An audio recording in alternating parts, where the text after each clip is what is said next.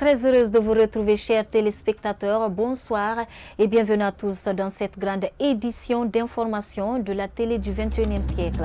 À la une de l'actualité, rien ne va plus entre les communicateurs du RPG Arc-en-Ciel et la CEDEAO. Ces communicateurs du parti au pouvoir accusent les observateurs de la CEDEAO d'apprécier le processus de remontée des procès-verbaux issus des différents bureaux de vote du scrutin du 18 octobre 2020. La réplique de l'institution, c'est dans ce journal. Le collectif du personnel soignant de Covid-19 en Guinée a battu le pavé ce matin devant le CHU de Donka. Ces employés de l'ANSS réclament le paiement de leur prime exceptionnelle octroyée par l'État dans son plan de seconde phase de riposte économique contre la Covid-19. Les échos, c'est dans cette édition d'information. Des brèves pour commencer ce journal, page noire, le camarade Louis Mbemba Souma est décédé le dimanche 1er novembre 2020 à Conakry. Selon ses proches, il a piqué une crise le matin avant d'être transporté d'urgence à l'hôpital Ignace Dine où il s'est éteint. Ces derniers temps, ce syndicaliste était souvent malade. Il y a environ 2 mois, il avait piqué une autre crise similaire qui l'a plongé dans le coma pendant presque une semaine. Paix à l'âme de l'illustre disparu. Amen. Une bonne nouvelle pour le site Guinée Matin, suspendu le 18 octobre dernier pour une durée d'1 mois pour avoir publié en live des opérations de décompte des voix dans un bureau de vote. Le site Guinée Matin a été autorisé de reprendre ses activités. C'est une décision de la Haute Autorité de la Communication qui a été rendue publique ce lundi 2 novembre 2020. On vous le disait au sommaire, dans une déclaration rendue publique dimanche 1er novembre 2020, la CEDEAO dément une fausse déclaration attribuée à son président par des communicateurs du RPG Arc-en-Ciel. Ce lundi 2 novembre 2020, notre rédaction s'est procurée d'une copie de cette déclaration. C'est un commentaire de Kadia Toubari.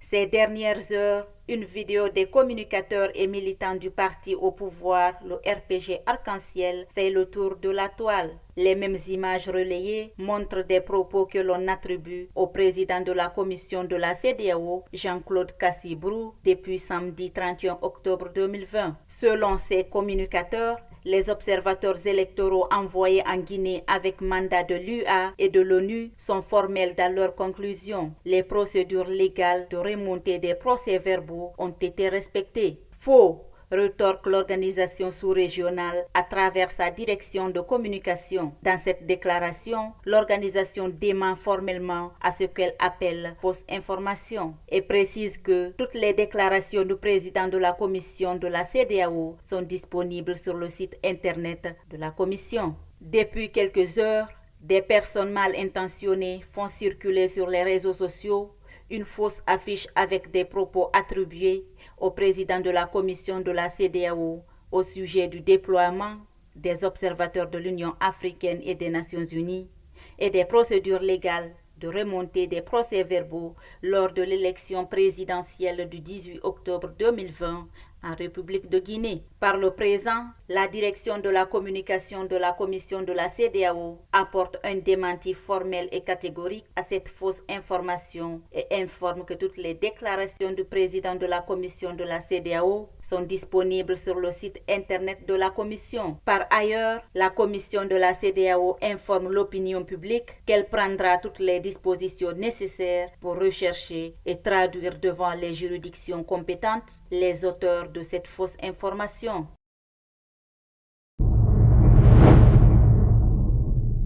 Le Parti de l'espoir pour le développement national de l'ancien Premier ministre déplore les violences post-électorales ayant entraîné plusieurs exactions et des cas de mort en Guinée. Selon l'un des responsables de la cellule de communication du PDN, aucune condition n'était réunie pour l'organisation d'une élection crédible en Guinée. C'est un reportage de Noumousso Doumbouya.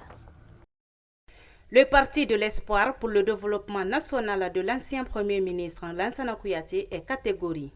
Son parti n'est pas associé de près ou de loin au processus électoral en cours en Guinée. C'est du moins l'avis de cet activiste du PDN, membre de la cellule de communication qui avait posé des conditions pour participer à l'élection du 18 octobre 2020. Le début du processus, nous avons été clairs, nous avons posé des préalables pour pouvoir prendre part à ce scrutin du 18. Maintenant, au nombre desquels il y avait le rétablissement de la Constitution de 2010, la non-candidature du président Alpha Condé et le toilettage du fichier électoral et en plus la libération de tous les détenus sociopolitiques. Nous, au PDN, nous sommes cohérents et constants. D'abord, pour un petit rappel, lors du scrutin du 22 mars 2020, du double scrutin, donc, nous avions dit qu'on ne reconnaît ni la Constitution, ni le double scrutin. Donc, on n'a pas reconnu le double scrutin, on n'a pas reconnu la Constitution et nous ne reconnaissons pas les institutions issues de ce double scrutin-là. Donc, cela voudrait dire quoi? Aujourd'hui, on ne peut pas vraiment prendre part à ce processus électoral en cours. Le scrutin du 18 octobre 2020 a été émaillé des violences post-électorales ayant entraîné plusieurs cas de mort et des dégâts matériels importants. Selon Ousmane Kankou Kaba, ces violences sont la suite logique du double scrutin du 22 mars 2020. Lorsque les gens sont marginalisés, les gens sont assassinés comme des poussins, sans aucune forme de justice, sans enquête ni rien, alors ça ne pourra que renforcer la haine et voilà quoi. Et cela va aboutir finalement à l'ethnocentrisme, on est d'accord, à l'ethnocentrisme, donc il va fragiliser forcément la quiétude sociale. Donc nous appelons tout le monde, toutes les parties, à la quiétude, à la retenue et surtout les autorités, on est d'accord, au respect strict des lois de la République. Absent de la course pour la présidentielle du 18 octobre 2020, le Parti de l'Espoir pour le développement national avait donné des consignes à tous ses militants de s'abstenir de battre campagne et éviter de voter pour les candidats en lice.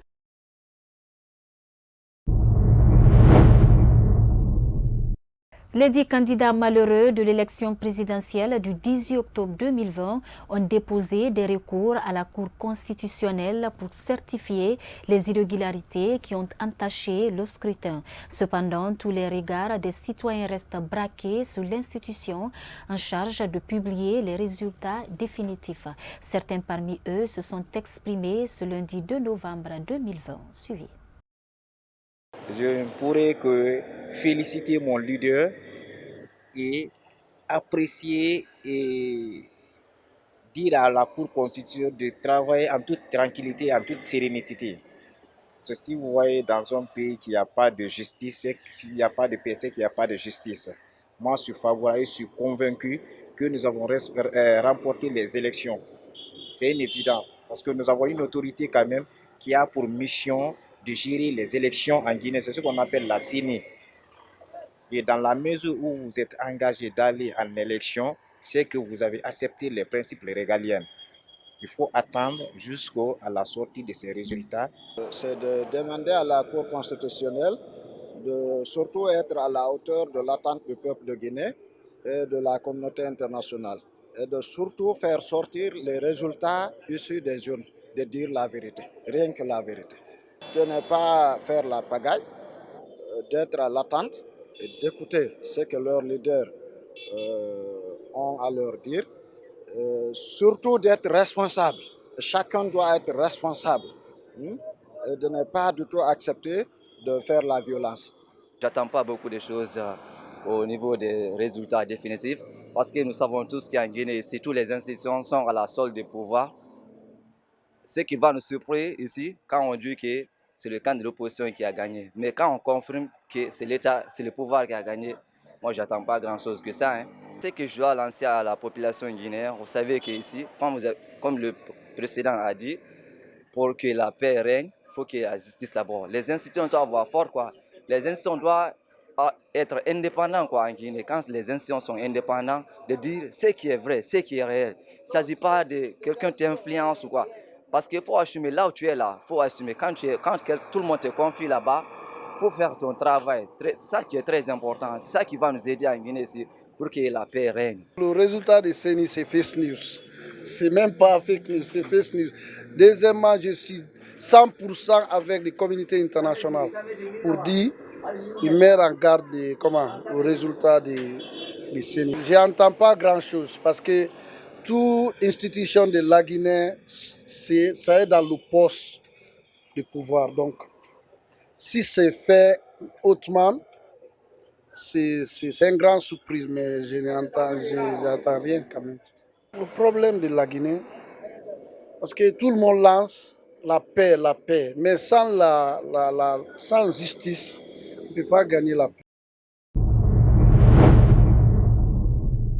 Le Conseil national des organisations de la société civile guinéenne s'est rendu dans les différents quartiers qui ont enregistré les violences post-électorales. Cette organisation mère de la société civile guinéenne entend jouer sa partition pour le retour de la paix dans ces quartiers réputés être chauds. Mohamed Traoré et Sayoun Kamara étaient sous les pas de cette délégation. Le CNOX du docteur Dansa Kourouma compatit à la douleur des familles éplorées et partage la peine des personnes victimes des actes de vandalisme lors des violences post-électorales. Pour désapprouver ces violences, le bureau exécutif du Conseil national des organisations de la société civile guinéenne a fait le porte-à-porte pour toucher du doigt cette triste réalité sur le terrain. Il y a eu beaucoup de tristes événements, beaucoup de violences. Le Guinéen aujourd'hui, à travers ces violences, se regardent comme des ennemis.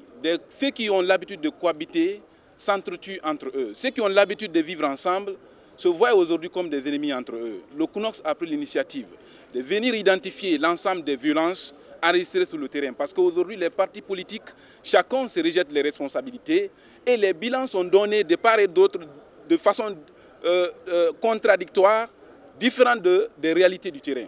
Alors nous ne pouvons pas en tant que société civile et interface entre les acteurs politiques et entre les citoyens et le gouvernement, nous ne pouvons pas rester assis. Nous sommes venus au nom du CNOX pour identifier avec eux l'ensemble des pertes en vies humaines enregistrées dans nos quartiers, l'ensemble des violences, que ce soit les blessés graves, que ce soit ceux qui aujourd'hui ont reçu des coups, qui souffrent dans leur âme et dans leur corps. On est venu enregistrer sous toutes ces violences pour faire un rapport et le CNOX s'en chargera d'exiger, n'est-ce pas, la réparation de ces dommages. Sur le terrain, le constat reste alarmant. Ces stigmates des concessions réduites en cendres, des boutiques pillées et véhicules incendiés sont visibles partout dans le quartier Ouanindara 2. Ce jeune accuse les forces de l'ordre d'être à la base des exactions. Le fait de manifester, c'est un droit. Mais le fait de tirer les gens, de brûler les biens des populations, ça c'est un crime. Dans ce quartier, on a été attaqué par l'armée, la police, au nom de Bourema Kondé. Bourema Kondé, il a une concession un peu vers Kisoso. C'est lui qui a envoyé les militaires ici avec un groupe de jeunes qui nous ont attaqués. Ils ont tout détruit, presque tout. Donc l'unique responsable ici, de tout ce qui s'est passé ici, c'est Bourema Kondé. C'est lorsqu'ils sont venus pour détruire les biens des gens, après je suis venu pour intervenir. Donc c'est dans ces circonstances-là qu'on m'a pris ici. Conscient de l'importance de la paix et de la quiétude en Guinée, le secrétaire exécutif du CNOX a appelé les citoyens au calme et à l'apaisement pour sauver la nation. Toujours dans l'actualité, le collectif du personnel soignant de Covid-19 en Guinée a battu le pavé ce matin devant le CHU de Donka. Ces employés de l'ANSS réclament le paiement de leurs primes exceptionnelles octroyées par l'État dans son plan de seconde phase de riposte économique contre la Covid-19 en Guinée. Sayoun Kamara pour plus de détails.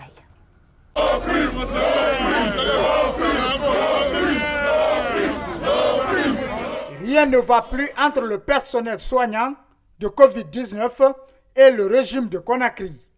À travers un sitting organisé ce lundi 2 novembre 2020 devant les locaux de CHU de Donka, ces soldats de la santé publique réclament à l'État le paiement d'un montant de 15 millions de francs guinéens par personne comme prime exceptionnelle annoncée dans la deuxième phase de plan de riposte économique contre la COVID-19.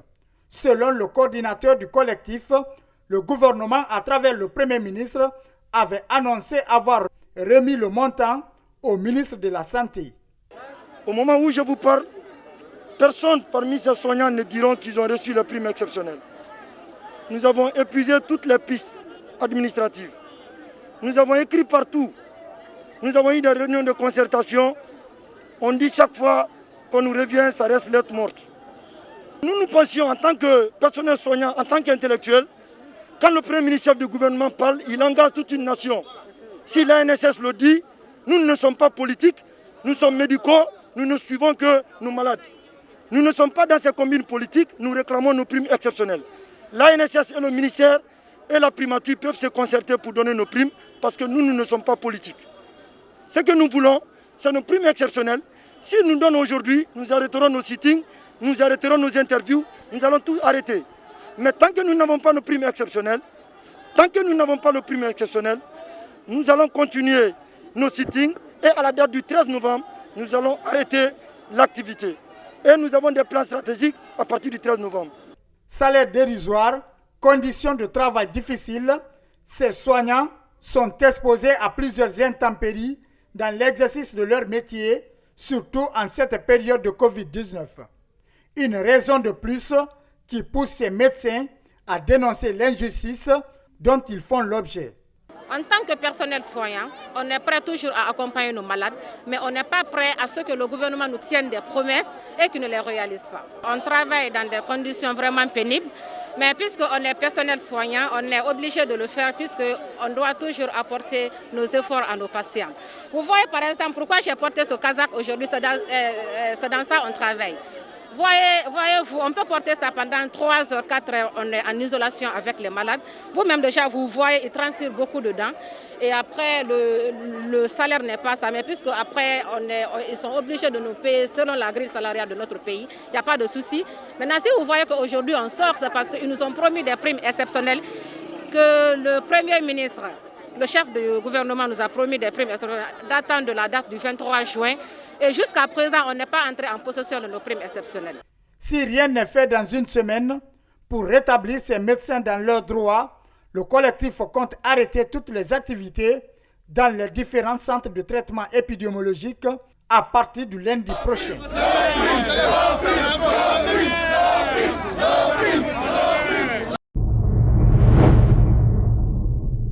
Hors de nos frontières, au lendemain du scrutin présidentiel en Côte d'Ivoire, l'opposition annonce qu'elle ne reconnaît pas cette élection et constate la fin du mandat du président Ouattara. Le président sortant Alassane Ouattara aurait gagné dès le premier tour avec score à la soviétique.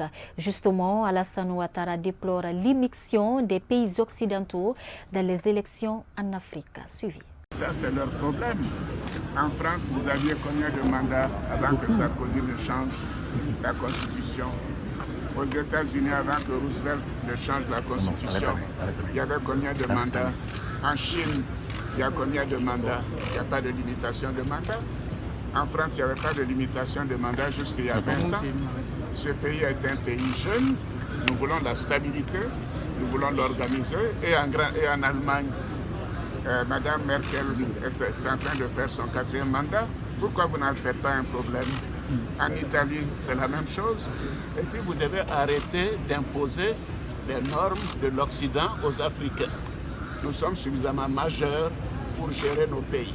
Nous le faisons en fonction de nos objectifs. La Côte d'Ivoire est un pays qui est sorti de crise, qui a besoin de stabilité, et c'est au nom de cette stabilité que j'ai personnellement accepté de faire ce mandat auquel j'avais renoncé. Donc je crois que ça suffit comme ça. Je vous remercie. C'est cet élément sur la présidentielle en Côte d'Ivoire qui met un terme à cette édition d'information. Merci de l'avoir suivi. Les programmes continuent sur la télé du 21e siècle.